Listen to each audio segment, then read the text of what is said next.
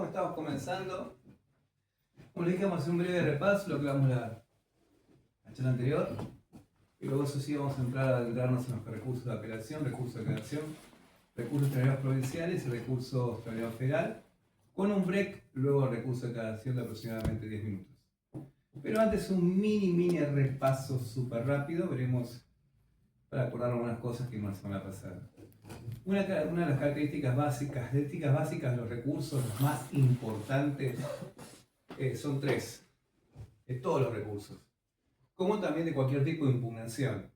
Impugnaciones son todos los que son los remedios son reposición, revocatoria, también puede servir para lo que es una petición que es la aclaratoria, que esto es según lo que dice la mayoría de las doctrinas. La mayoría de las doctrinas sostiene que la reposición y la revocatoria no son recursos. ¿Por qué? Porque resuelve el mismo órgano jurisdiccional, no resuelve un superior. Por eso la mayoría de la doctrina lo tiene como remedios. Y eso sí, ¿por qué es importante una distinción de carácter doctrinal? Porque, por ejemplo, si yo tocas un recurso extraordinario federal y pongo, como a veces suelo ver, en un recurso extraordinario federal, este remedio federal, el que va a resolver ya lo pones de mal humor. No es una cuestión de carácter menor, especialmente los recursos extraordinarios, la terminología tiene que ser exacta, no puede haber error. Esa es la idea. Entonces, aplica para los remedios, aplica para los recursos de apelación, recursos de cassación, los recursos extraordinarios provinciales, recursos extraordinarios federal, y aplica también para la impugnación de nulidad. Es una nulidad cuando pide la nulidad de un acto que se ha dejado sin efectos por no cumplir los recaudos de forma, y esto a la vez produce un perjuicio a la persona que está pidiendo la nulidad de ese acto. Los recursos tienen que tener tres cosas que son muy importantes, y eso son, primero que todo, la claridad. Claridad es importantísimo. Y es importante porque la claridad por varias cosas. Primero porque lo va a leer otra persona. El recurso es una pieza procesal que va a ser leída por un secretario, con un prosecretario, un auxiliar letrado, y con suerte a veces por los jueces. Y a veces tienen tanto trabajo que no pueden estar leyendo 200 páginas. Entonces, cuando uno habla de claridad, el recurso tiene que ser claro y tiene que ser a la vez breve, es decir, corto. Y a la vez de corto tiene que ser conciso. ¿Qué es conciso? Decir mucho con pocas palabras. La profundidad es lo que se requiere en los recursos. Para tener estas tres características, lo que es muy importante no llenar los recursos con citas de doctrina y citas de jurisprudencia que no sirven para nada. Por eso soy muy crítico con los modelos, porque los muestran llenos de citas de doctrina, llenos de citas de jurisprudencia, que encima no hacen distinción sobre lo que es jurisprudencia y lo que es, por ejemplo, un precedente. Siempre para mayor fuerza argumentativa en temas de carácter federal y en temas de carácter convencional de jerarquía constitucional, hay que citar precedentes. ¿Qué son los precedentes? Los precedentes son las decisiones de última palabra. ¿Sí? Contrariamente a lo que pareciera una moda, decir que esto sienta un precedente y es una decisión de primera instancia o decisión de un juez, eso no son precedentes. Precedentes son únicamente decisiones jurisdiccionales sobre temas federales que el que resuelve es el último, el que tiene la última palabra, a que nadie le puede contradecir. Por ejemplo, si la Corte resuelve sobre la interpretación de una ley federal, es precedente ahí. ¿Por qué? Porque nadie encima de la Corte puede decidir sobre esa cuestión. Eso es un precedente. También pasa, por ejemplo, cuando la Corte Interamericana tiene que resolver algo. La Corte resuelve, por ejemplo, la aplicación de la Convención Americana de Derechos Humanos y dice que el artículo 7 debe interpretarse de determinada manera. Nadie está sobre ese órgano supranacional para decir cómo se interpreta. Entonces estamos hablando de un precedente. Siempre es mejor cuando son cuestiones de carácter federal o cuando sean cuestiones de carácter convencional de jerarquía constitucional, citar a la máxima autoridad porque ahí tendremos un precedente. Jurisprudencia, en cambio, son aquellas decisiones que jurisprudencia significa colección de fallos etimológicamente, y son decisiones que son muchos. La fuerza está a veces en la cantidad. Mientras en el precedente suelen ser menos decisiones, en la jurisprudencia son varias. Lo malo de la jurisprudencia es que muchas veces los jueces la conocen y a veces uno repite cosas que ellos ya saben. Y ahí estamos, de alguna manera, añadiendo más hojas a nuestro recurso, y a la vez tenemos que tener siempre en cuenta el norte de el juez sabe el derecho. Todos lo sabemos a esto, si el juez sabe el derecho, ¿qué pasa cuando nosotros queremos hablar a alguien sobre algo que esa persona ya sabe? Se pone de mal humor. Se pone, qué bueno que me dijeron.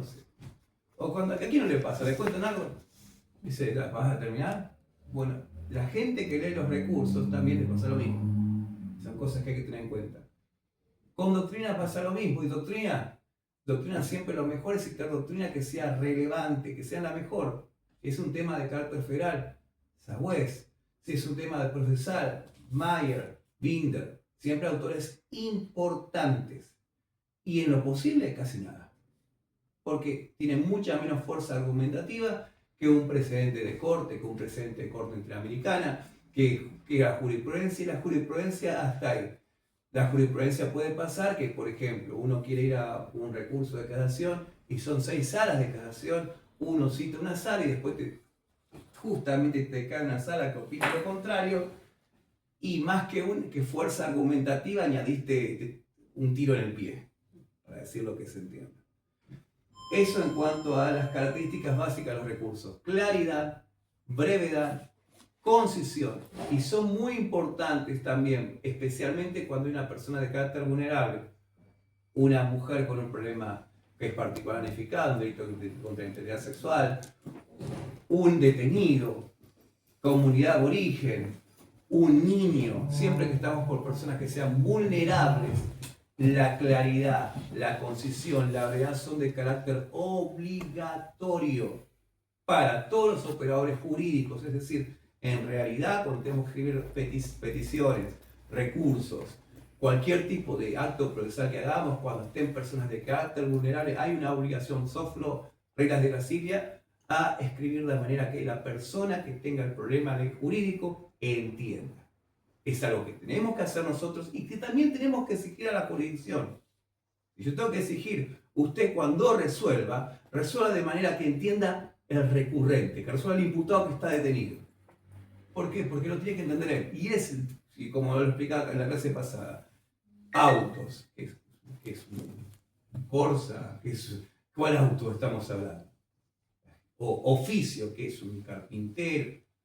La gente tiene que entender el derecho. Porque ¿a quién va dirigido el derecho? Es muy importante la claridad.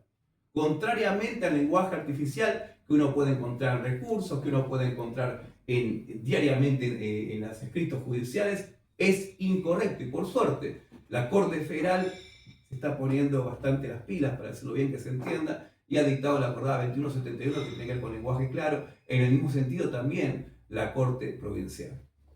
Eso en cuanto a características básicas de los recursos. Después, la estructura básica de un recurso, ¿cómo es? Primeramente está el título. El título es: interpongo recurso. Interpongo recurso de apelación, interpongo recurso de casación, interpongo recurso extraordinario federal, extraordinario provincial que sea inaplicabilidad de ley, extraordinario de nulidad, extraordinario de inconstitucionalidad, interpongo recurso. Porque si, por ejemplo, hay una costumbre de poner el título y después empezar a poner todas las cosas que la persona fue haciendo durante el recurso. Entonces, interpongo el recurso. Hago los recaudos de admisibilidad. Procedencia, que es un recurso de 500 páginas, eso no es un título. Eso es otra cosa. Título, interpongo recurso. Después el encabezamiento claro, conciso, breve, bien prolijo, siguiendo lo que es la acordada 39 del 25 en el ámbito provincial. Y en el fuero nacional, el reglamento de justicia nacional. Recaudos de admisibilidad. Entre los recaudos de admisibilidad, el primero es la legitimación. ¿Sí? Como habíamos dicho la clase pasada, estos principios se aplican a cualquier recurso. Entonces, esto vale para civil, vale para laboral, vale para todo, aunque con civil con la diferencia que generalmente solamente no se debe fundar en la mayoría de las veces en el mismo momento, salvo el recurso de reposición con la apelación de subsidio, sino que después se tiene que fundar en la alzada. Pero si tuviéramos que una reposición con la apelación de subsidio que tenemos que fundar en el momento, hay que cumplir bien con los recaudos de admisibilidad, que son legitimación. ¿Por qué yo tengo la facultad de recurrir? que eso sirve mucho decir en penal, no se suele poner, pero es uno de los recaudos, legitimación. Plazo, ¿cómo es el plazo? Me notificaron tal día, vence tal día, como lo estoy interponiendo con anterioridad al vencimiento del plazo, quiero que se declare temporáneo, que fue interpuesto en plazo. Tipo de decisión al que estoy recurriendo. Es muy importante, especialmente en los de recursos, donde solamente se pueden atacar decisiones de carácter definitivo, explicar por qué esa decisión es definitiva. Decisión definitiva es aquella que termina el proceso o hace imposible su continuación. O dos, si es equiparable a sentencia definitiva, explicar muy bien por qué es equiparable a sentencia definitiva. Por ejemplo, las decisiones que tienen que ver con la detención durante un proceso son equiparables a sentencias definitivas porque requieren tutela inmediata. Pero por lo general, aparte de eso, se requiere que haya una cuestión de carácter federal. Y esto es importante si, por ejemplo, una persona obtuvo una denegatoria de excarcelación, va con recurso de apelación, ya está garantizado el 8.2H de la Convención Americana, doble conforme o 14.5 del Pacto, que es la posibilidad de recurrir tu auto procesal importante. Eso no se quedaría hasta ahí. Pero si la decisión es de carácter definitivo y hay cuestiones de carácter federal, ahí tenemos la posibilidad de seguir recurriendo por la doctrina de obligatoriedad de tránsito de las cuestiones federales. Christou, Di Masio y Estrada en el ámbito de la provincia de Buenos Aires, Dinuncio en el ámbito nacional y Levinas en lo que es el fuero en el territorio de la Ciudad Autónoma de Buenos Aires, donde el último tribunal, el superior tribunal de la causa sería el Tribunal de Justicia de la Ciudad Autónoma de Buenos Aires. Después de esto viene la suficiencia. ¿Qué es la suficiencia? La suficiencia es la crítica pormenorizada de los fundamentos esenciales del recurso. Como habíamos hecho la explicación corta la semana pasada, tengo esto acá, vamos a hacerlo más cortito porque tengo menos tiempo. Esto se sostiene estas tres cositas. La suficiencia sería que tengo que atacar los fundamentos esenciales. Estos son los fundamentos esenciales de la decisión jurisdiccional. Si yo ataco solamente esta, sería insuficiente el recurso. ¿Por qué? Porque todavía la decisión jurisdiccional se sostiene. Destruí un fundamento esencial, la decisión jurisdiccional se sostiene, el recurso no cumple la carga técnica de suficiencia. Destruyo otro más, todavía sería insuficiente el recurso. Sigue habiendo un fundamento esencial que puede sostener la decisión jurisdiccional. El recurso no sería suficiente. Destruir el último, ahí sí el recurso cumple la carga técnica de suficiencia, destrucción de los fundamentos esenciales del recurso. Por eso muchas veces pueden ver que muchas veces la jurisdicción resuelve, no es suficiente, no hubo una crítica, no es suficiente, no cumple con recaudo de suficiencia técnica, no ha hecho una crítica pormenorizada de la resolución. ¿Por qué? Porque pasó esto. Se dejó un fundamento y con ese fundamento se diría en pie la decisión jurisdiccional contra la que uno recurre. Después del requisito de suficiencia, hay otro más, que es la autosuficiencia. ¿Qué es la autosuficiencia? Que el recurso uno lo pueda leer y entienda la cuestión que se discute. Leo todo el recurso y ya entendí todo. Lo que se discute lo entendí todo. Si el recurso no logra eso, ya estamos mal. La persona no, en realidad, la jurisdicción no debiera tener que leer toda la causa. Con solamente lo que leyó el recurso, ya está hecho. Si hicimos un recurso que no tiene la suficiente claridad y se requiere que la jurisdicción pida los autos, pero no ¿para qué pide la jurisdicción entonces los autos? La jurisdicción pide los autos para ver si el que le puso el recurso está diciendo la verdad, nada más. Entonces, ahora, si pide los autos por eso, pero también porque no entendió nada y quiere ver cómo son las cosas, nuestro recurso ya nació medio muerto, nació con un tiro en el pie. Entonces, es muy importante que el recurso haga una buena síntesis de todo lo que pasó relacionado con la cuestión que se discute en el recurso. Algo parecido a la analogía que habíamos hecho la semana pasada sobre la sentencia. Siempre una sentencia que uno ve autos y vistos. Los autos y vistos serían como la autosuficiencia del recurso. Y luego de la autosuficiencia tiene la parte de procedencia, que es la parte de procedencia, la crítica pormenorizada de todos los fundamentos esenciales, sumado a ello a mostrar el error del fallo, mostrar en qué se equivocó, la solución jurídica que se pretende, es decir, cómo se tenía que haber aplicado correctamente el fallo. Errores de injudicando, errores sin precedentes, esto vamos a ver después, y después las peticiones. Las peticiones es la postulación, el petitorio, no es obligatorio, de hecho, no existe, que conozca yo al menos, en ningún código procesal que diga el petitorio se tiene que hacer en el final. No, uno puede hacer las peticiones en el cuerpo mismo del recurso y si quiere, las puede reiterar o poner por motivos de orden al final. Hay muchas cosas que uno hace en automático y no están en la ley. Y hay un principio constitucional que lo que la ley no te manda, no hay obligación de hacerlo. Entonces yo tengo el código adjetivo que me dice cómo se tienen que hacer las cosas. Que me dice que tengo que usar el idioma castellano, que me dice, tengo la acordada 3975, a la cual se refiere al artículo 5, que me dice que tiene que ser en letra 12, que tiene que ser en carácter negro, que tengo que usar Arial, Times New Roman o Courier, que tengo que anunciar los datos de matriculación, de legajo previsional, situación tributaria. Ahí tengo todo. Y después estas cosas, que son los principios esenciales que se usan en recursos, y después los códigos adjetivos. Con eso yo tengo la estructura de cualquier recurso. Y último tip, esto ya no es repaso, sino la que voy diciendo ahora, es los códigos pelados, los códigos procesales pelados. Es muy importante leerlos.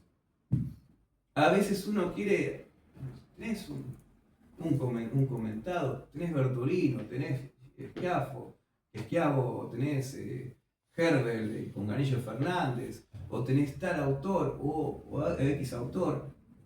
Primero el código procesal pelado, más en la interpretación armónica mínimamente en penal del artículo 8 de la Convención y el artículo 14 del Pacto.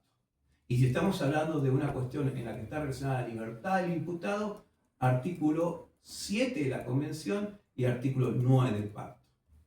Entonces, lo complemento. El peladito del código, cuando estamos en cuestiones de fondo, 8 y 14 del Pacto, y cuando estamos en cuestiones que están relacionadas con la libertad durante el proceso, antes de una sentencia firme, 7 de la Convención, 9 del Pacto. Y ahí tenemos un tip que con la analogía con la sentencia, el código procesal y estos artículos de instrumentos internacionales, tenemos una estructura. Y eso es importante porque uno tiene una estructura, se queda más tranquilo. Ya sé más o menos por dónde tengo que empezar a escribir. Hay algunos que tienen más experiencia en hacer recursos y otros que tienen menos. Y por ahí quizás alguna persona acá que nunca hizo un recurso. Entonces tiene, ¿qué tengo que hacer? ¿Cómo hago? Bueno, ahí hay una estructura. Lo que dice el acuerdo 3975, el código procesal peladito, el artículo 8, el artículo 8 de la Convención, 14 del Pacto, y después el 7 de la Convención cuando se discute la libertad en el proceso, y el 9 del Pacto. Con eso tenemos una estructura bastante fuerte para hacer recursos, más los principios que le acabé de enunciar. Ahora vamos a un recurso que es el recurso de apelación. Es el recurso más clásico, el más ordinario. Es el primer recurso que uno tiene que hacer, pero no por eso quiere decir que sea sencillo y que no haya que estudiar cómo hay que hacerlo. Es un recurso ordinario que entiende a una revisión de carácter integral. Es decir, revisa todo el dispositivo sentencial, ya sea un auto, ya sea una sentencia que uno está recurriendo con el recurso. ¿Qué se revisa? Todo. Hecho, prueba y derecho. Hecho, ¿cómo fue valorado el hecho por parte de la jurisdicción? ¿Cómo fue valorado? Prueba, ¿cómo se incorporó una prueba? ¿Cómo se valoró una prueba? ¿Cómo hubo posibilidades de controlar esa prueba? cómo ingresó, cómo fue valorada, cómo fue controlada la prueba. Derecho, cómo se subsumió el derecho. Siempre es bueno tener en cuenta cuando hablamos de derecho que se respete bien lo que es la subsunción jurídica. Eso que señala en la facultad de premisa mayor, premisa menor, premisa mayor, conclusión, es importante. Siempre vamos los hechos, entran los hechos en el derecho, en la ley, ¿sí o no? Eso es derecho. Derecho, por ejemplo, para hacer un ejemplo muy sencillo, tengo un ejemplo civil. Tengo una compraventa y el sentenciante me juzga la compraventa con las disposiciones jurídicas de un mutuo. Va a decir algo que se entiende. Si no tiene nada que ver una compraventa con un mutuo. No son compatibles. Bueno, hay un error de subsunción. Los hechos dicen una cosa, una compraventa. Y lo que un mutuo es otra cosa. Se está aplicando mal la ley. Ese es uno. A la aplicación de una disposición jurídica que no tiene nada que ver. Otro error en derecho es, ni aplican la ley correctamente, pero la aplican de una manera que le están torciendo el significado. ¿Sí? La ley es clara como el agua y el juez hace una interpretación de la ley que dice, no, esto es otra cosa. Para dar un ejemplo sencillísimo, tenemos en el artículo 338 del Código Procesal Penal de la Provincia de Buenos Aires o el artículo 222 del Código Procesal de la Ciudad Autónoma de Buenos Aires, que hay que hacer una audiencia preliminar para procesar pruebas. La prueba que tiene que ofrecer la Fiscalía en su idea de acusación y las pruebas que opcionalmente, porque no hay obligación de ofrecer pruebas por parte de la defensa, ofrecer la defensa para contrarrestar la acusación fiscal. El artículo del Código Procesal dice que si se requiere, que se pida, se tiene que hacer la audiencia, se tiene que hacer. Ni siquiera, que lo recuerdo, si alguno lo puede ver ahí, dice que se requiere justificación. Sin embargo, la jurisdicción no le gusta y suele hacer todo por escrito. Como tenemos un ejemplo de cuando la ley es clara y la jurisdicción la interpreta de una manera que la distorsiona y llega a no aplicar. ¿Y por qué traigo este ejemplo? Porque a veces nos puede ser importante. Ejemplo. En lo que es esa audiencia, uno puede interponer alguna nulidad. Y no la quiere decir por escrito, la quiere tirar ahí de sorpresa. Ahora, si la tiras por escrito, ya el fiscal ya se prepara, ya es otra cosa, aparte es el elemento sorpresa. No hacen tantas trampas ellos, que tampoco esto es una trampa, porque lo permite el Código Procesal.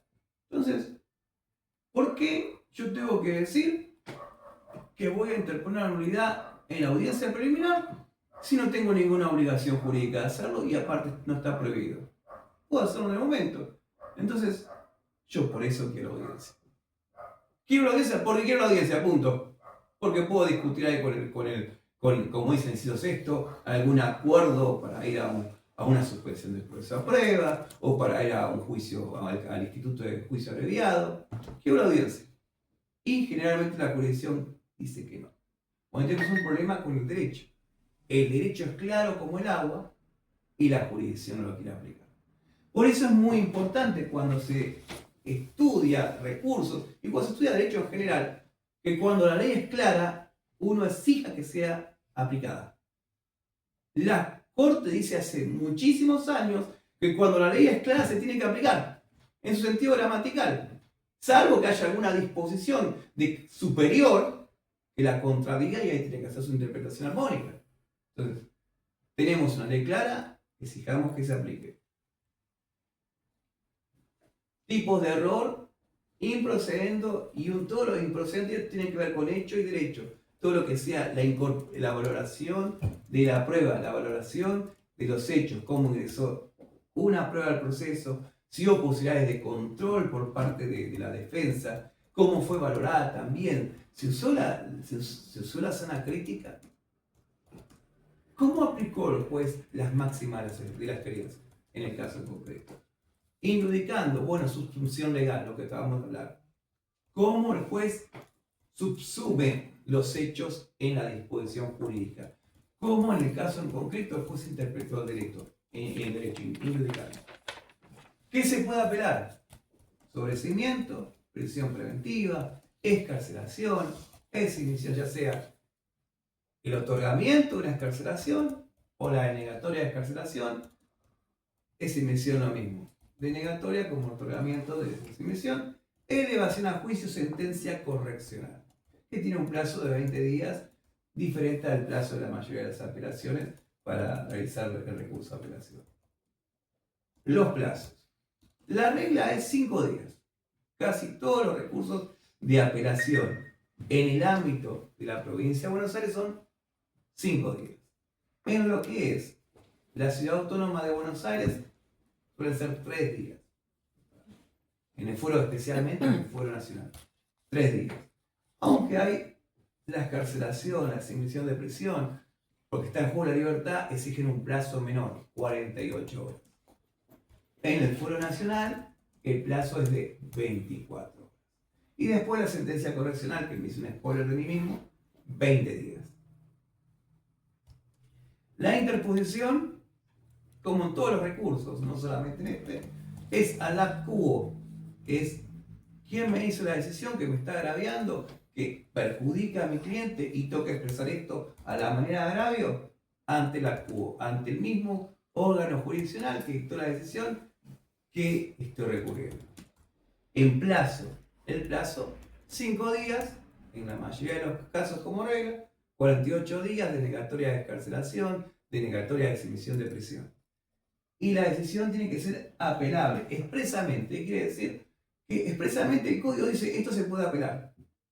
O tiene que generar un gravamen de carácter irreparable. ¿Qué es esto, gravamen de carácter irreparable? Es aquella decisión que si se aplica,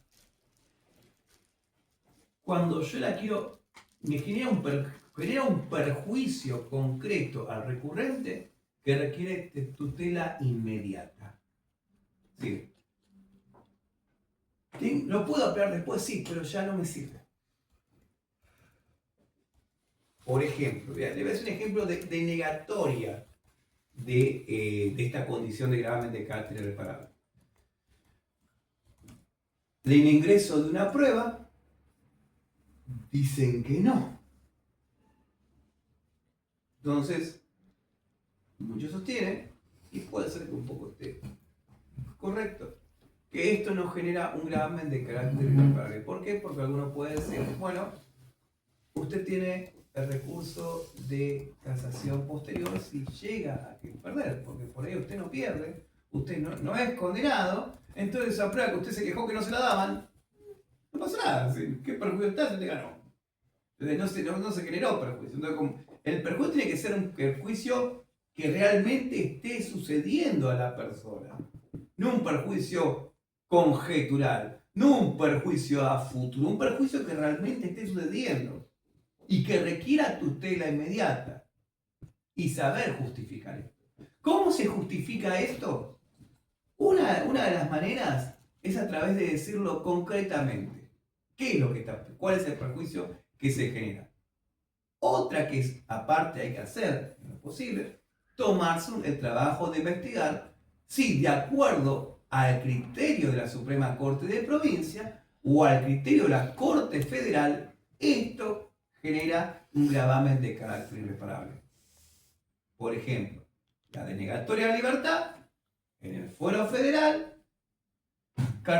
caso denuncio por Corte Federal, sí genera un perjuicio que requiere tutela inmediata, la denegatoria de libertad.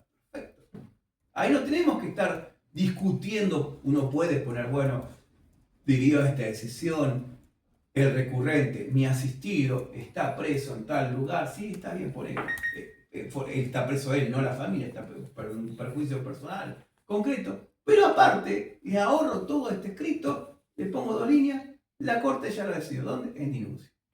Y acá hay una cuestión de carácter federal que fue invocada en la primera oportunidad de manera concreta. bien desarrollada. Entonces, ahí estamos bien. Siempre el perjuicio concreto a la persona, cuál es esta molestia en la vida que está perjudicando, aparte de la violación normativa, y si hay un precedente de corte provincial o corte federal, se hace mucho más fuerte. Pero también es bueno estar siempre estudiando qué dice la corte provincial o qué dice la corte federal respecto a algo que uno quiera apelar. Por ejemplo, la corte provincial, si no lo recuerdo mal, dice que la denegatoria de morigeración de la prisión preventiva no genera un perjuicio de carácter irreparable. La otra vez estuve en un curso de recursos extraordinarios y el secretario de la Suprema Corte Provincial dijo esto. Lo voy a investigar, pero no lo investigué suficiente. Pero está bueno saberlo, ¿por qué? Porque si yo quiero pelear contra el criterio, tengo que saber, ya tengo que adelantarme. Tengo la obligación de saber qué opina la jurisprudencia.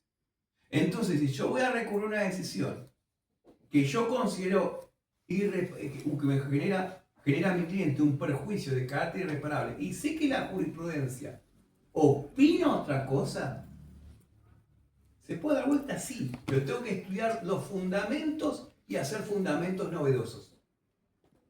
¿Se entiende? Es la técnica correcta. Yo quiero ir en contra de la decisión porque para mí, aunque la Suprema Corte dice que no genera un perjuicio irreparable, para mí sí lo genera. Entonces, bueno, ¿querés hacerlo? Perfecto. La técnica correcta, estudiate lo que dice la Suprema Corte Provincial, inventate algo diferente. Porque si no, y es muy lógico que así sea, y aparte le está diciendo como el abogado, estudiar. Esto ya lo decidí. Y lo decidí acá. O si no, uno tiene que acreditar un cambio contextual que haga a una nueva evaluación de las circunstancias. ¿Está bien? Usted lo decidió acá. Pero la situación del país, esto era así. Y ahora estamos así. Esto justifica una nueva evaluación. Y aporto esta idea. ¿Se entiende? O me estudio lo que dicen los criterios de la Corte Federal y invento novedosos, porque si no va a decir, esto ya lo decidí. O busco una diferenciación de decir, bueno, acá hay una circunstancia diferente que está sucediendo ahora. Y entiendo que hay que evaluar de vuelta. Es un trabajo de estudiar en serio. No es por eso, ningún recurso puede ser un copy-paste. Porque hay que estudiar concretamente las cosas como son. Requisitos formales, ya lo habíamos dicho, legitimación, plazo, ante el juez que recurro, tipo de decisión. Esto lo hace el control, lo hace la CUA, es el mismo juez al que me estoy quejando. ¿Cuándo es la inadmisibilidad? Que significa el recurso no se puede ni siquiera evaluar cuando está fuera de plazo. Y cuando está fuera de plazo nos pasamos los 5 días, nos pasamos las 48 horas, nos pasamos los 20 días de una sentencia correccional. ¿Cómo se tiene que evaluar este plazo? La ley es clara, es lo que dice la ley. No obstante, porque a cualquiera le puede pasar que se le venció el plazo, se podría intentar con salas o dura de Corte Federal para tratar de saltar esto, y aparte también con el mismo Código Procesal Provincial y con el mismo Código Procesal Penal Nacional, que exige que cuando en las decisiones importantes se la tienen que comunicar obligatoriamente al imputado. Entonces, yo cuento los días, a mí me notificaron tal día, a mí se me vence acá y yo estoy fuera. Pero por ahí el imputado lo notificaron acá. Y el imputado tiene hasta acá. Y llego a hacerlo. Entonces, ¿dónde me apoyo? Primeramente en el Código Procesal. El Código Procesal exige que cuando la decisión es importante se lo tiene que notificar el imputado.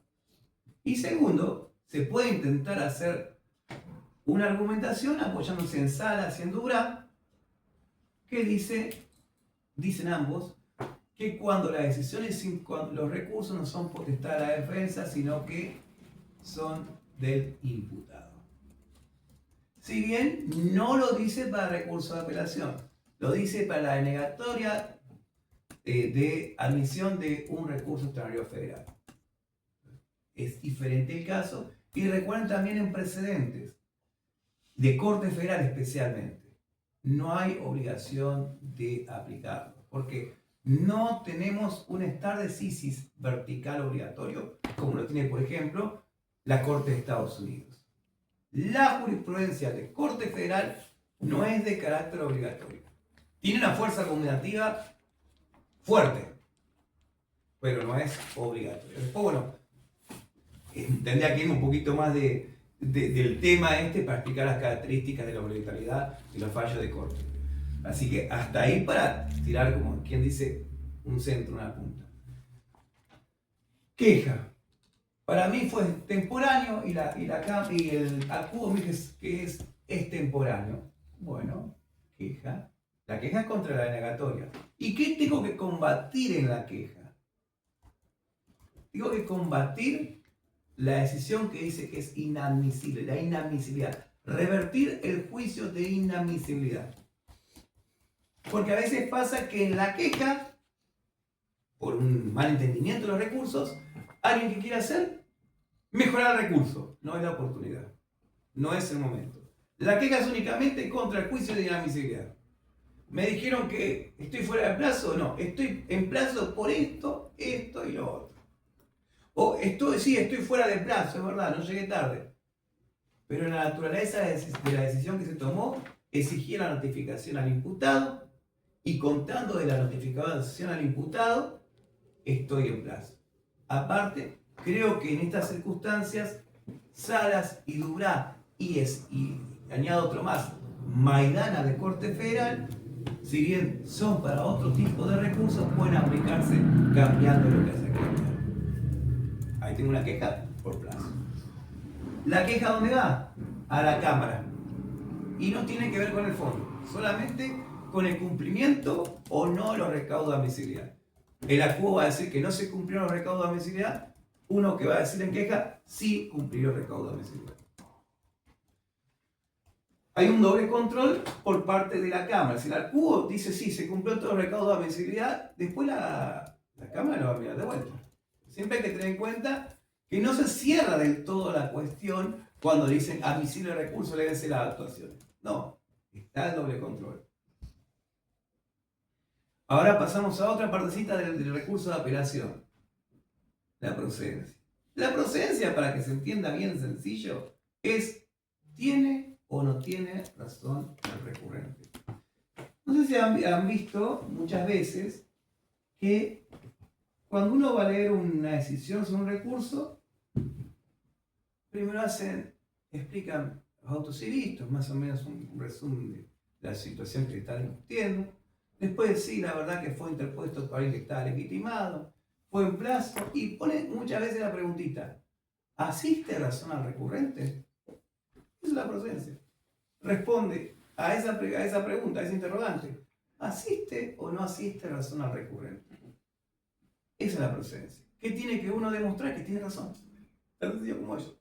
Tengo razón en la valoración de los hechos, en las cuestiones de improcedendo y judicando, y nada más.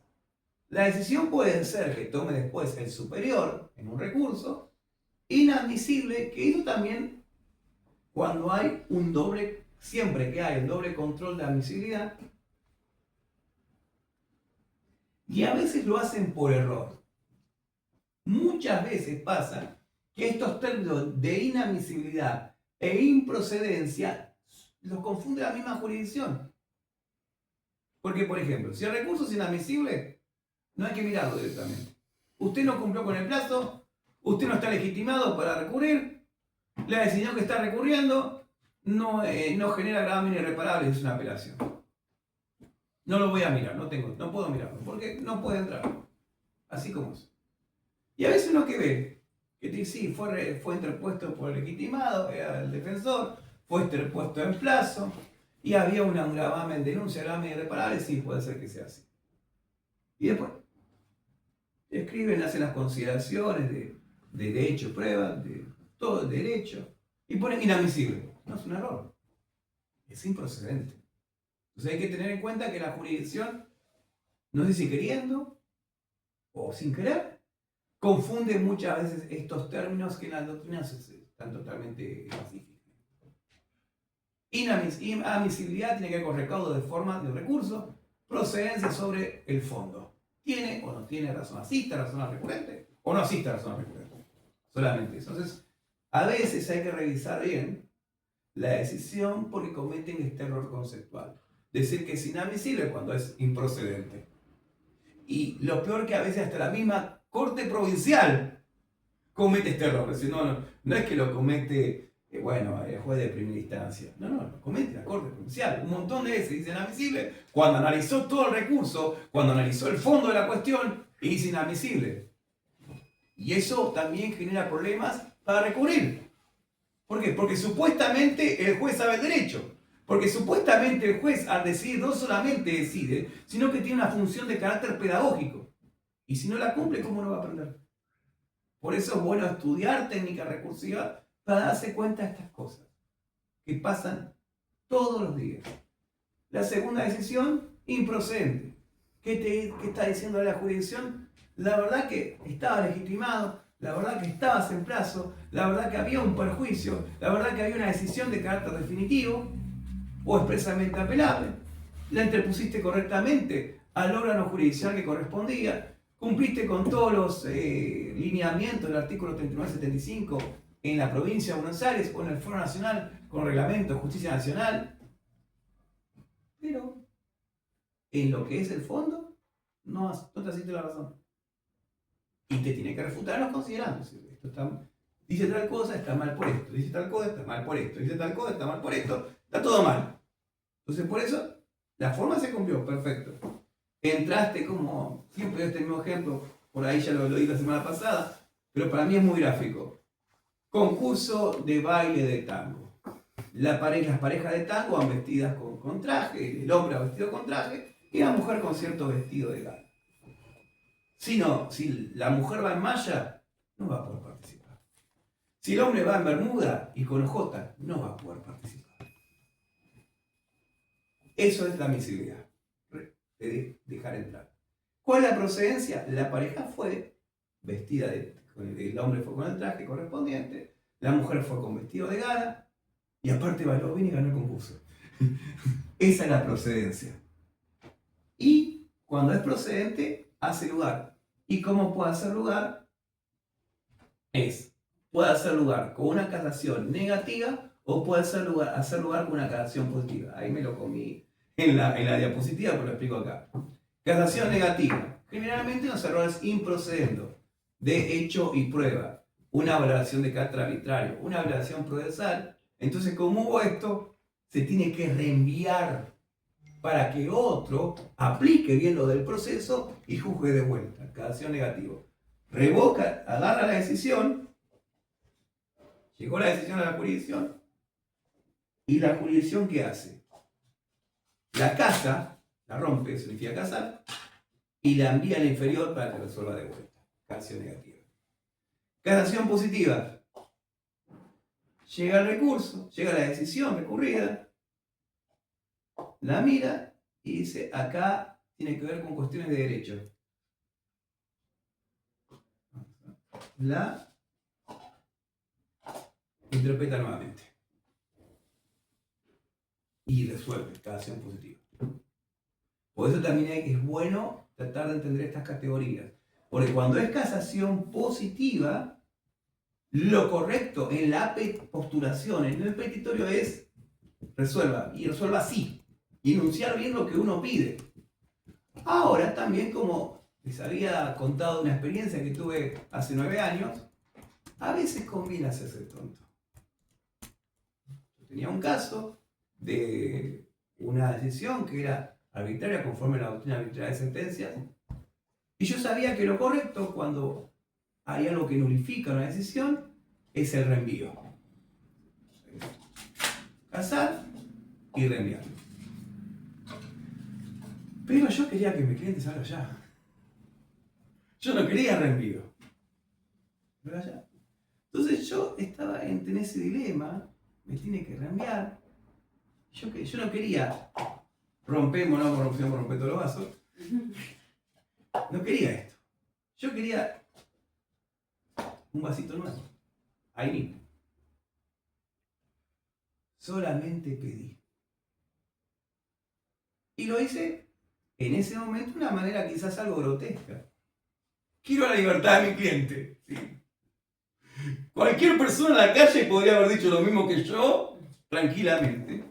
¿Por qué? Porque me estaba haciendo en la misma audiencia, en la Cámara Nacional de Declaración Correccional, un matete en la cabeza con esto del reenvío en ese momento, pensándolo, en la misma audiencia, que yo lo único que tenía claro es que yo quería que el tipo salga.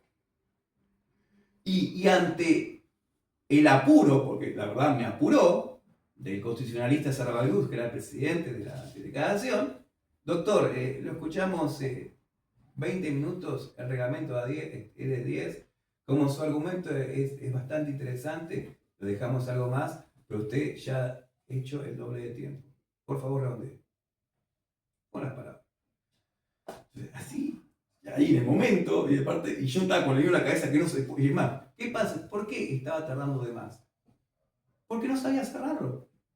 A todos nos pasa cuando uno quiere cerrar una venta o lo que sea, cuando uno quiere cerrar y no sabe cómo hacerlo, empieza a dar vuelta y sigue hablando y seguís hablando y seguís hablando y yo seguía hablando. Y aparte estaba haciendo todos los errores que no hay que hacer. Hablar al cohete, le estaba explicando arbitrariedad a un constitucionalista experto como Sarrabaluz, que sabe 1000 veces más que yo de arbitrariedad. Le estaba molestando, pues me dijo bien. Doctor, doble de tiempo, redondee, por favor, ¿qué quiere? Es más, me tiró una pista, porque ahora me acuerdo, él dijo, ¿qué quiere? Y eso me hizo el clic. Y lo dije a lo bruto. Quiero libertad, Miguel. Perfecto, doctor, ya entendimos. ¿Qué pasó? Libertad. Ellos sabían lo del reenvío, pero ellos también, que aparte fue unánime. No es que fue 2-1, no, fue unánime. Además, yo lo estaba viendo cuando fue la audiencia. Igual nunca sabes porque a veces te hacen así, después te dicen que no. No, nunca. Pero por lo menos yo veía que hacían todo así. Sí, yo como no les creo porque hacen así, después no. Entonces yo imaginaba que podía ser que sí con los mentirosos que son en los gestos. Y yo, no, sí, esto es mentira. Aparte era muy bruta la arbitrariedad. La verdad, el juez de ejecución penal para denegar la libertad condicional me ha asistido inventó informes que no existían. No existían esos informes, así que era arbitrariedad pura, y ese era el fundamento principal de la decisión que denegó la libertad condicional. Yo todo el tiempo atacando eso, todo el tiempo dando el mismo cosa. Ese fundamento era arbitrario, se apartó de la constancia de la causa de manera palmaria. Y vos, ¿cómo se redondee? Ok, ¿qué quieres? La libertad. Y a ellos quizás les pareció tan injusto. Al otro día, no tardó mucho, resolvieron. Y creo que 1 o 2 días después tuvo la libertad mi cliente. Entonces, hay que saber las categorías, pero quizá a veces hacer un poquito, no ser tan técnico, a veces ayuda.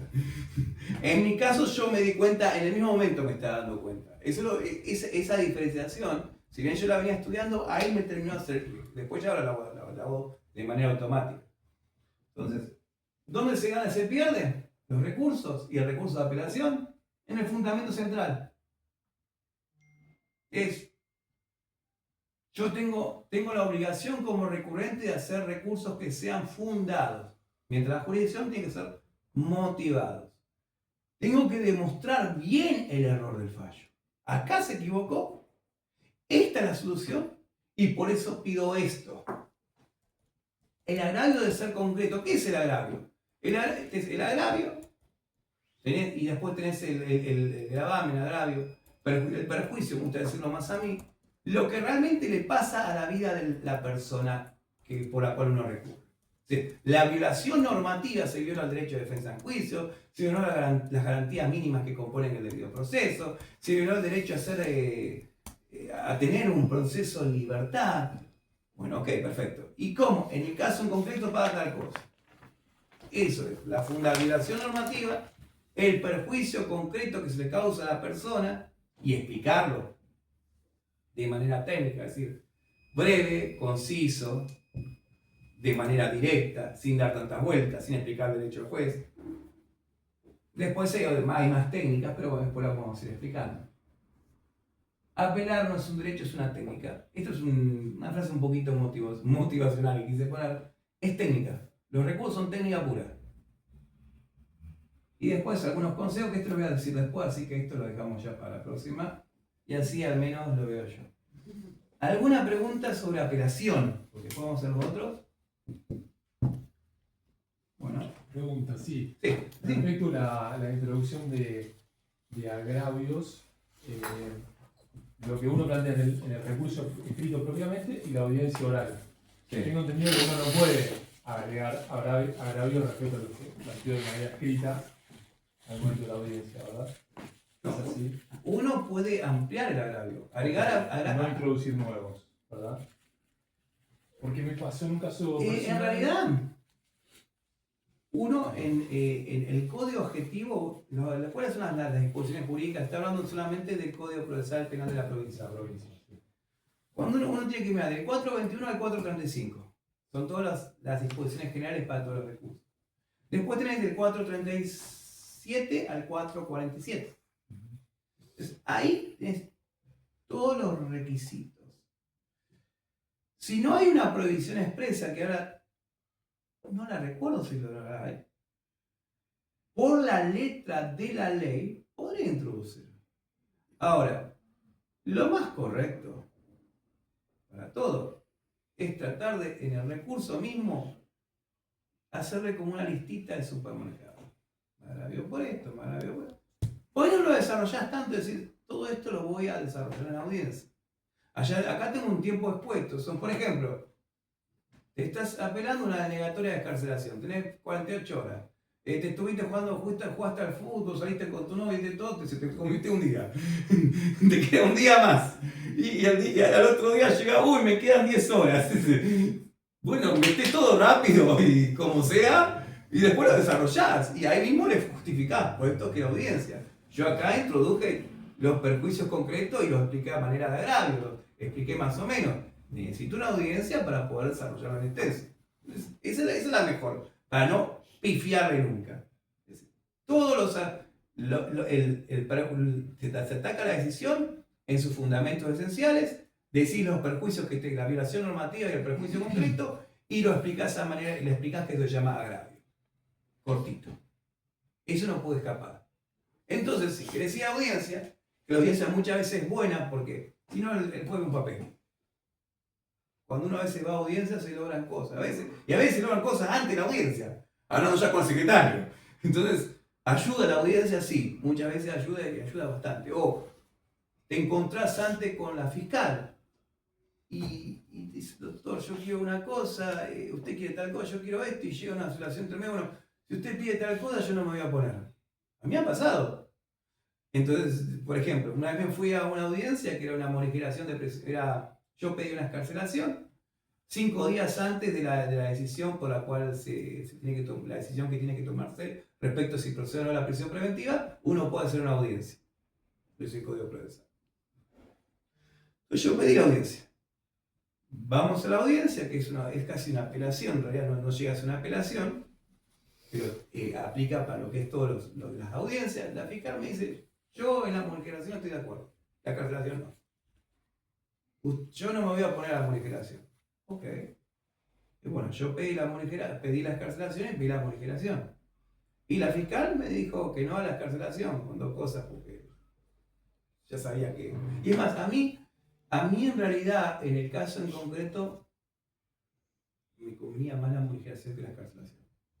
Porque era un caso, porque no se resolvió, un caso débil para juicio.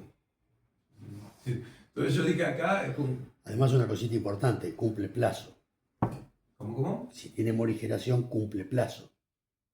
Exacto, va cumpliendo el tiempo. Entonces, como yo pienso que es un juicio que estoy débil, la verdad que me van a matar a piña. Sí, no, estoy débil para juicio. Entonces yo digo, es muy probable que pierda. Además, hay que ser sincero, yo se lo dije desde el primer momento de la familia. Acá estamos débiles, acá puedo perder. Entonces lo mejor es estirar esta, si logramos prisión domiciliaria sería un golazo y la estiramos lo más posible. Entonces yo, cuando me dijo la morigeración, yo estoy de acuerdo, yo estaba re feliz. Y cuando fue la escarcelación, porque ya la había planteado por escrito, entonces no podía, la planteé así nomás, y no le hice mucha fuerza y por dentro que me diga que no, no quería realmente ganar la escarcelación. Lo hice porque para mí jurídicamente lo daba y tenía que estar en libertad. Pero viéndolo desde el punto de vista de un futuro juicio que probablemente podría perder, pero no perdió porque no fuimos a juicio, convenía en el caso concreto de la morigeración. Ahí lo logré en audiencia, y por ahí es una audiencia. Llega ahí la fiscal sobre algo, dice, mire, yo estoy de acuerdo con tal cosa. Sirve para, si están los dos de acuerdo, en nuestro sistema no puede hacer mucho la jurisdicción en contra. Ahora pasamos a la parte del recurso de casación. ¿Cómo vamos de tiempo? Y a mí me están 7:20. esperando. 7:20, bueno, tengo rapidito.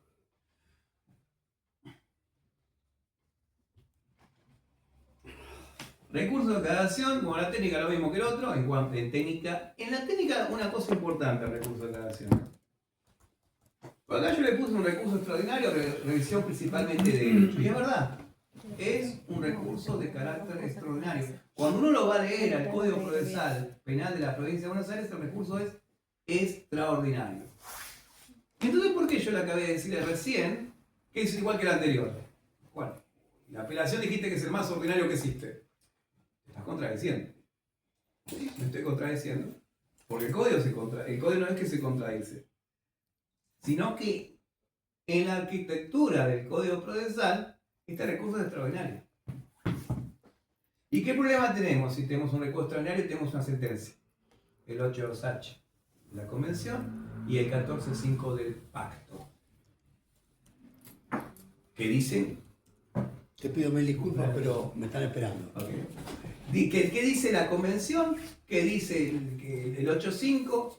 Derecho a un tribunal superior que revise una sentencia que sea de condena. En palabras bien sencillas. ¿Y qué dijo después la Corte de esto, lo que hizo el articulito 8.5 de la Convención? Dice la Corte que cuando hay una sentencia de condena, la Corte Interamericana, que es la que interpreta la Convención, el recurso debe ser ordinario, amplio, sencillo. Y este recurso es cualquier cosa menos ordinario, sencillo y amplio. Entonces hay una pelea entre lo que dice nuestro articulado, que fue hecho antes de la reforma del 94, y lo que dicen los instrumentos de derechos humanos, incorporados a la Constitución, que tienen jerarquía constitucional. Entonces, ¿cómo se arregla esto? Y lo arreglamos con un parche. A lo Argentina, lo estamos con alambre, como hacemos las cosas. ¿Y el parche qué fue? El parche fueron Casal y Salto. Casal fue el parche para el Fuero Nacional, que habla de una revisión amplia, lo que generalmente se le llama un doble conforme amplio, que en realidad doble conforme no es el término más técnico que digamos, porque el término técnico es el derecho a revisar una decisión de condena a través de un recurso ordinario, sencillo y amplio. Eso es mejor que doble conforme. Pero bueno, con Casal, lo que se llama el doble conforme, bueno, vamos a revisar hechos, vamos a revisar pruebas, vamos a tratar de que todos los requisitos de admisibilidad tan complejos como están escritos en el Código Procesal Penal parezca que fueran más fáciles. Y después, un poquito de tiempo después, ocurre Salto. ¿Qué pasa en Salto? Fue en un tribunal provincial, que también le dijeron, no, todos los articulitos estos que tiene el Código Procesal están demasiado complejos y hay que asegurar una revisión amplia de todo. Un amplio alcance, y tomaron en parte una doctrina alemana de amplia revisión de todo. Entonces, con esto, con Casal y con Salto, hay una revisión de hecho y prueba amplia. Pero esto no es precedente de corte. No le quiero hacer mucho lío porque la verdad que casi nadie le da bolilla a esto. Pero para ser bien sincero, cuando uno va a leer el Código Procesal Penal de Nación, para Casal, o cuando uno va a leer el Código Procesal Penal de la Provincia de Buenos Aires, siguen siendo recursos extraordinarios los de casación. Entonces lo correcto desde el punto de vista técnico es la tacha de inconstitucionalidad por violar lo que dice la Convención Americana sobre un recurso ordinario amplio y sencillo. Te podrían aplicar hoy, por ejemplo, si uno lo hace medio así, no tan extraordinario, no cumple tan bien los recaudos técnicos de un recurso extraordinario como el de cadación, lo pueden aplicar sí, porque está en el código. Tranquilamente. Ahora, ¿lo aplican? La verdad que no. En cuanto a la admisibilidad de recursos. Hoy, si uno no cumple con todos los recaudos que a la manera de prolijidad, en que solamente se puede realizar cuestiones de derecho, subsunción legal y no hecho prueba, y uno le pone hecho y prueba, nadie te va a decir, no, acá realizamos solamente derecho, como en casar, antes de casar. Pero a los jueces les gusta que el recurso obedezca a una técnica bastante de recurso extraordinario. ¿Qué diferencia entre un recurso ordinario y extraordinario? Que el recurso extraordinario en principio solamente revisa subsunción legal, derecho. No es derecho y prueba, es derecho. Entonces les gusta un poco más, pero igual eso contraría al 8.2H la convención, al 14.5 del pacto. La técnica correcta, si uno no quiere correr ningún riesgo, introducir el caso federal complejo indirecto, inciso primero del artículo 14 de 48. No, en Casal sería ese, y en Salto, en provincia de Buenos Aires, sería cuestión federal compleja directa, inciso segundo. ¿Por qué? Porque hay una ley local, Código Procesal Penal de la provincia de Buenos Aires, que no permite que una ley de superior jerarquía, 8.2H la convención, que es derecho federal, 14.5 del pacto, se cumpla. La revisión amplia, ordinaria, sencilla. Y en este caso puede perjudicar al recurrente porque no puede recurrir todo lo que quiera recurrir. Perdón por abrumarlos con esto, pero no se respeta mucho, pero puede pasar. Sí. No lo respeta casi nadie, pero puede pasar. Consecuencia, es un extraordinario, como le metimos un par del parche de Casal, el parche de Salto lo revisamos totalmente, metemos cualquier cosa, revisamos de todo, pero ya le dije la advertencia. Hoy funciona con esto como con Casal y con Salto como si fuera una apelación común. Revisa hechos, revisa pruebas, revisa de todo. Por eso el decir hoy en día, después de 2005, después de Casal, después de Salto, gané un recurso de cadación, cualquiera, un recurso de cadación. Porque es un recurso ordinario. Un doble recurso sería.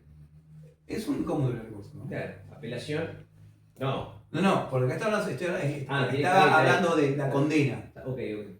Cuando se gana después de me denega una excarcelación, apelación, y acá gano, sí, acá sí es recurso extraordinario, y acá tiene que ver por la obligatoriedad de analizar las cuestiones federales introducidas. Cristóbal Dimacio Estrada, territorio de la provincia de Buenos Aires, Levinas, capital federal, denuncio para el fuero federal, en lo que es penal. Y Cristóbal Dimacio Estrada, para todo también, en lo que es no solamente para penal, sino civil, para laboral, para todo. Levinas también, para todo. Y denuncio si del fuero federal no sé el precedente para lo que es la carta civil y comercial y laboral, tendría que mirarlo. Pero bueno, para invocarlos, tránsito obligatorio, Cristóbal Dimacio Estrada, provincia de Buenos Aires. Fuero nacional, en penal, denuncio. Fuero contravencional y de falta de penal, contravencional de falta, Levinas. Apelo, después tengo en Cava, tengo el Tribunal Superior de Justicia de la Ciudad Autónoma de Buenos Aires, a través de un recurso extraordinario de inconstitucionalidad. Perdón que le estoy complicando todo la técnica, pero más o menos alguna pregunta, después me hacen preguntas cuál lo vemos en el contrario. Entonces, hoy en día no tiene mucho, no es una genialidad ganar un recurso de cadación, porque es una apelación común como está hoy escrita. Si quiero apelar, ¿dónde está el fundamento para apelar de la Fiscalía? Fundamento legal, que trajo un montón de problemas. Es decir, en el Código Procesal se le da la facultad al fiscal de recurrir. Particular danificado, porque se nos parece que solamente hablo de diputados. El fundamento es de carácter convencional y es más acotado que el imputado. No es lo mismo. ¿Por qué? Porque el imputado tiene el 8.2H en la convención. el 14.5 del pacto. En cambio, el particular unificado, solamente el 25. Es más pequeño el 25 de la Convención Americana de Derechos Humanos. Es más acotado. No hay que equiparar el derecho a tener un recurso amplio, ordinario, sencillo, que tiene imputado, a el 25 de la Convención Americana, pues son cosas diferentes. Lástima que no puedo andar bien en todo lo que hay que hablar de esto, pero para que lo entiendan como una punta, después lo investigan mejor. El problema que se generó con esto de que el fiscal pueda recurrir es el doble conforme, la casación horizontal, esta mezcla de cosas. ¿Por qué casación horizontal? ¿Qué pasa? Gana en primera instancia el imputado, fiscal recurre, gana.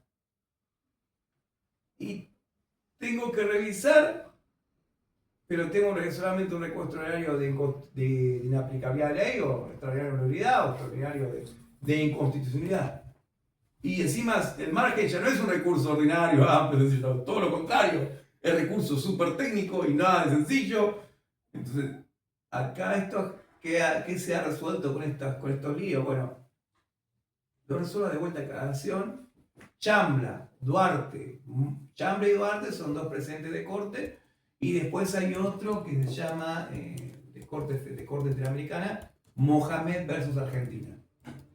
Acá hay que ahondar bastante. El asunto que cómo más o menos hicimos este parche, después Duarte, Chambla, ¿qué más era otro? Bueno, esos que me acuerdo, y Mohamed, es que, bueno, recurro en casación. Casación me dijo que no, bueno, puedo recurrir después con un recurso de casación. Pero bueno, ahí hay un montón de precedentes que hay que estudiar, que bueno, si me puedo explicar esto, terminé toda la charla y no veo nada de extraordinarios, que tienen que ver con cómo aplicamos esto. Lo más común es que se da derecho al imputado a ir de vuelta a casación con otra sala. Ver Duarte para ver. ¿Cómo es el trámite del recurso de casación? Primero se hace lo que muy mal se llama, no mal, espantosamente mal, reserva. La única reserva que hay que hacer como abogado es la reserva de un hotel o la reserva de un viaje.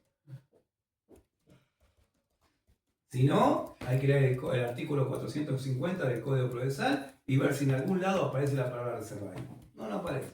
Lo único que habla es que se tiene que hacer una manifestación acerca de si se quiere recurrir a través de un recurso de casación. Una intención. Mira, voy a recurrir la sentencia de condena, que la pronuncié de tal día, dentro de los primeros 7 días. Fíjense que eso mismo no tiene nada que ver con un recurso ordinario y amplio y sencillo. Esta ley. Igual que en el recurso de casación del Código Procesal Penal de Nación, mantener recurso. Es una formalidad que no tiene nada que ver con un recurso ordinario y amplio y sencillo. Un tramiterío que habría que simplificarlo. Por suerte, el Código Procesal Penal de la Ciudad Autónoma de Buenos Aires no tiene esto. Es más, ni siquiera evalúa la admisibilidad de la misma forma. Pero lo primero hay que realizar una intención dentro de los primeros 7 días luego de la notificación al mismo tribunal que hizo la condena. Después quedan 13 días, dentro de los 13 días que quedan, interponer el recurso. Evalúa los recaudos de admisibilidad, que suelen ser bastante muy permisivos por casar y salto, y da la admisibilidad. Si no llega a dar la admisibilidad, que puede pasar, hablando del recurso de casación, únicamente para una queja por confirmación, cuando te confirman una prisión preventiva, una excarcelación negada, porque para una condena, si deniegan al recurrente la admisibilidad de un recurso, luego una condena, para mí lo más correcto sería apartar la defensa, para asegurar la garantía de defensa judicial. Porque si no puede hacer un recurso ordinario, amplio y sencillo, como el de casación, según Casal y Salto, para mí esa defensa no está en las condiciones técnicas de ser una buena defensa eficaz. Y la jurisdicción tiene que cuidar que haya una defensa de carácter eficaz. Si el letrado no tiene la calidad suficiente en materia recursiva, para mí debe ser apartado. Y si es posible, con sanción. Esa es mi opinión. No quiero decir que lo tengan que hacer. Pero está en juego la libertad de la gente. Está en juego el honor de la gente. Esto se ve. no va a haber muchos problemas con una sentencia de condena. Es más, esto nunca lo vi. Han pasado en algunos casos con la defensa oficial, que la defensa oficial es peor todavía. La defensa oficial lo te da al Estado, tiene que ser, entre comillas, bueno. Hay pasado situaciones de indefensión donde la Corte, Núñez, que es uno de los presentes, no, esto no puede ser una defensa solamente de carácter formal. Entonces, la admisibilidad cuando hay una condena en penal es mirada de manera muy lapsa, no obstante lo que expliqué sobre Casal y Salto y la cuestión federal compleja, directa que hay, etc. Después, cuestión federal directa. Después, queja, si dicen que no, cuanto a la admisibilidad, uno tiene que revertir el juicio de admisibilidad negativa. Te dijeron fuera de plazo, bueno, no está en plazo por esto. Te dijeron, lo interpusiste ante el órgano incorrecto, bueno, no, lo interpuse al órgano correcto por esto. Es decir, siempre revertir en lo que te criticaron el argumento contrario del otro lado. Después viene la decisión que tomaría. Bueno, esto yo lo dije, que también. La admisibilidad es control formal, ya medio de lo que dice la apelación. La admisibilidad falta de requisitos, subsanar. Por ejemplo, hay un requisito que está en el artículo 450, párrafo 3º o 4, que habla de que hay que hacer un resumen de los motivos del recurso de cassación. ¿Cómo es este resumen? ¿Cómo dice la ley? Resumen de los motivos del recurso de cassación. No dice que hay que hacer una carátula, no dice que hay que resumir todo el recurso. Hay que apegarse a lo que dice el Código Procesal. Motivo, no, mis prejuicios, estos son mis agravios. Esto voy a, en lo que es la parte de procedencia, hago un resumen de lo que hice en procedencia. Ahí está, cumplido el 450, 3º o 4º párrafo. Si no se cumpla con esto, que es propio de un recurso extraordinario, no es la inadmisibilidad directa, es intimación por parte de la jurisdicción y uno alcanzar el resumen de la parte de procedencia. Queja 10 días. Controla, ¿qué hace el Tribunal de Casación de la Provincia de Buenos Aires? Controla si están cumplidos los requisitos formales. Me dijeron que no están cumplidos, por eso me dicen denegado. Yo digo, están cumplidos, y ¿qué hace? Toma la versión de inadmisibilidad y la versión mía en la queja de admisibilidad, dice, esta tiene razón, o esta tiene razón, y te niego la queja. Doble control, ya lo saben siempre, igual que por más que uno diga que es admisible, te dijeron, sí, es admisible, el EBC, para que sortee, no. Siempre hay un doble control. Procedencia, lo que hablamos recién, tiene razón, repito lo mismo, lo voy a repetir. Decisión improcedente hace lugar en forma total o parcial. Positiva, resuelve. Ejemplo de recién. Llegó acá la decisión, resuelvo. Doy una decisión. Negativa, llega la decisión, quiebra, envía de vuelta para que se resuelva. Que tiene que ver con los errores improcedentes de la negativa.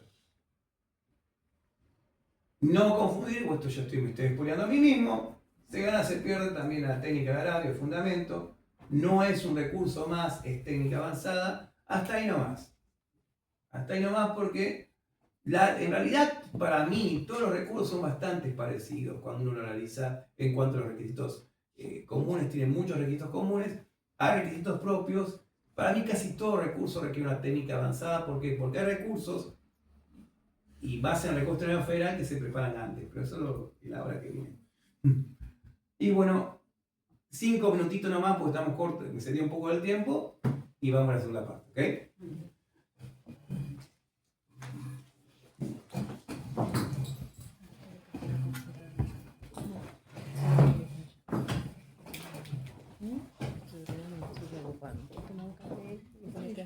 Yo te pregunté si se puede mandar 5 días. Pero dijo que sí, vos dijiste que no. Yo te dije que sí, yo creo que estaba vencido en plazo. No, yo te dije si podía la elevación, la funcionó el requerimiento de elevación. ¿Está grabando? Sí, dijiste que no, boludo. ¿Qué? Sí. Uy, no, se grabó eso.